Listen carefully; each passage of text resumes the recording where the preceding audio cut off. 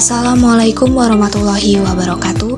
Halo semua, perkenalkan kami dari kelompok 11. Pada video kali ini kami akan membahas tentang salah satu elemen penting di dalam dunia akademik, yaitu artikel ilmiah. Apa sih artikel ilmiah itu?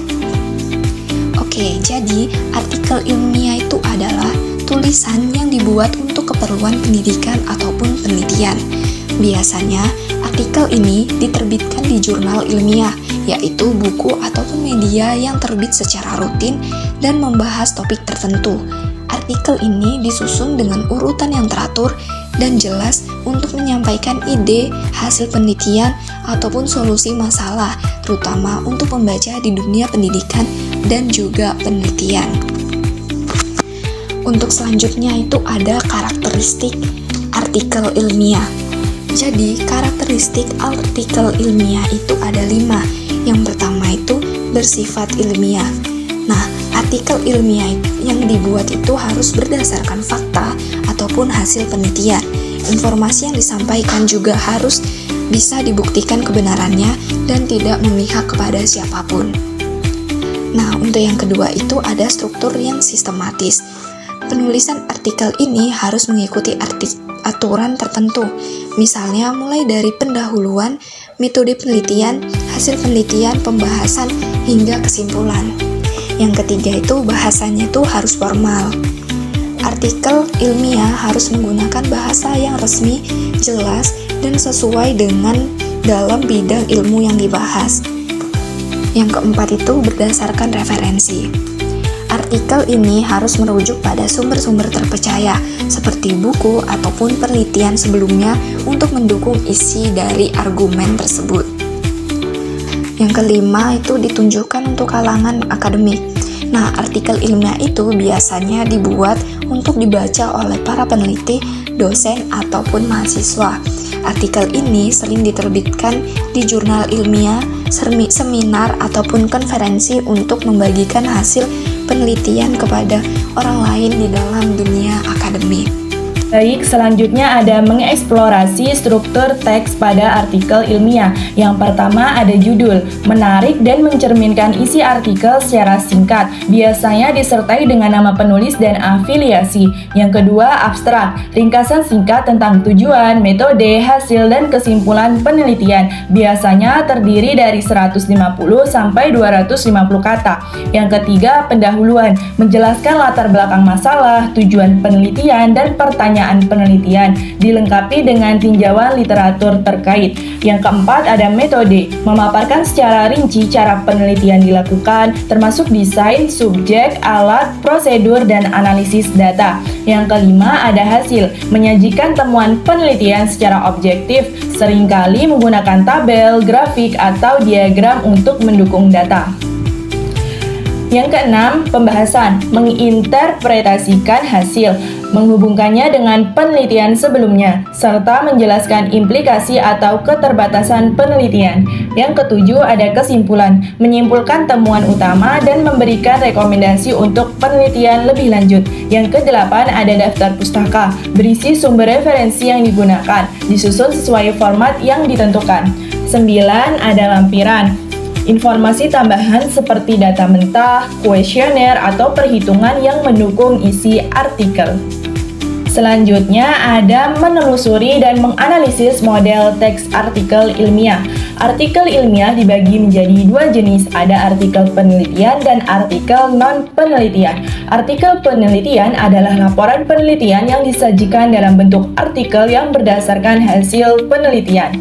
Sedangkan artikel non-penelitian tidak didasarkan pada penelitian dan biasanya merupakan ulasan konsep. Karena itu, artikel non-penelitian sering disebut artikel konseptual. Selanjutnya ada format artikel ilmiah. Untuk format artikel ilmiah hasil penelitian, yang pertama ada judul. Judul merupakan bagian pertama dalam artikel yang akan dibaca orang. Oleh karena itu, penulis judul harus dibuat sedemikian rupa agar pembaca tertarik. Yang kedua, ada nama dan informasi penulis. Nama penulis ditulis tanpa gelar akademik dan kepangkatan. Nama penulis disertai dengan nama lembaga asal penulis. Yang ketiga, abstrak. Abstrak merupakan bagian penting yang digunakan penulis untuk menarik pembaca. Yang keempat, kata kunci. Kata kunci adalah kata atau terminologi spesifik bidang ilmu yang dibahas di dalam artikel. Yang kelima, pendahuluan. Pendahuluan memuat antara lain yang pertama permasalahan penelitian, yang kedua pendekatan atau pemecahan masalah, yang ketiga tujuan penelitian, yang keempat hasil yang diharapkan, yang kelima kajian teoritis. Untuk format yang keenam ada metode. Metode ini memuat bagaimana penelitian dilakukan. Yang ketujuh ada hasil atau temuan. Hasil atau temuan merupakan bagian utama dari artikel. Bagian ini memuat hasil analisis data. Yang kedelapan ada pembahasan. Pembahasan merupakan bagian terpenting dari keseluruhan isi artikel ilmiah. Yang kesembilan ada simpulan. Simpulan tidak sekedar mengulangi data, namun berupa substansi pemaknaan. Yang ke-10 ada saran. Saran di sini sifatnya adalah opsional yang artinya boleh ada atau tidak sesuai gaya selingkung masing-masing jurnal ilmiah. Yang terakhir ada daftar rujukan. Daftar rujukan atau yang disebut juga daftar pustaka ditulis dengan menggunakan pedoman umum yang berlaku bagi penulis artikel.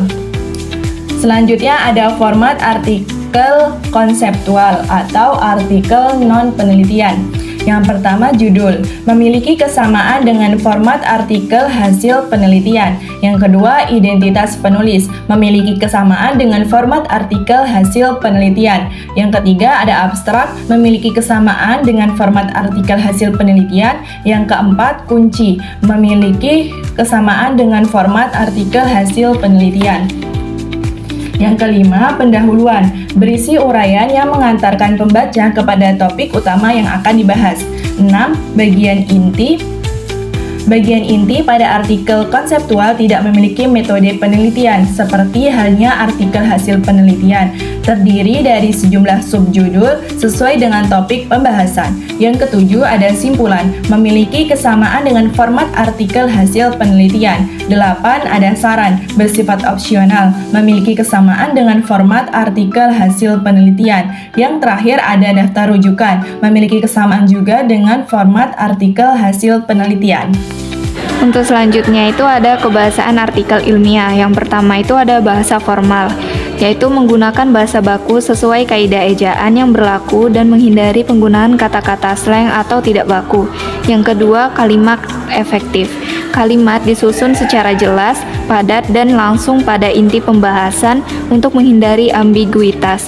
Yang ketiga itu ada istilah teknis, yaitu menggunakan istilah atau jargon khusus sesuai dengan bidang ilmu yang dibahas. Yang keempat itu ada objektif, yaitu mengutamakan fakta dan data daripada opini pribadi. Penulis menggunakan sudut pandang yang netral. Yang kelima itu ada kata kerja pasif. Banyak menggunakan bentuk pasif untuk menekankan objek penelitian. Misalnya, data dianalisis menggunakan metode statistik. Yang keenam itu ada heading atau pernyataan hati-hati, yaitu menggunakan frasa seperti kemungkinan, dapat disimpulkan, berpotensi untuk menghindari klaim absolut.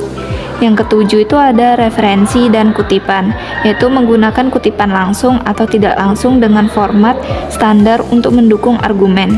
Yang kedelapan itu ada kohensi dan koherensi, yaitu menggunakan konjungsi logis seperti namun, selain itu, sehingga, oleh karena itu, untuk menjaga alur tulisan tetap logis dan terorganisasi. Karakteristik ini memastikan artikel ilmiah dapat dipahami secara universal dan dapat dipertanggungjawabkan secara akademis. Selanjutnya itu menganalisis pentingnya teks artikel ilmiah. Nah, artikel ilmiah itu sangat penting karena membantu kita mendapatkan informasi yang akurat dan terpercaya tentang berbagai hal. Misalnya yang pertama itu sumber pengetahuan yang tepat, yang kedua itu mengembangkan ilmu pengetahuan, yang ketiga membantu pengambilan keputusan, yang keempat menjadi referensi yang jelas, dan yang kelima mendorong diskusi dan juga kolaborasi. Secara keseluruhan, artikel ilmiah sangat penting karena memberikan informasi yang berguna, terpercaya, dan membantu kita berkembang dalam berbagai aspek kehidupan. Nah, itulah penjelasan tentang artikel ilmiah. Jika ada yang kurang jelas atau ada yang ingin ditanyakan, silakan ketik di kolom komentar ya.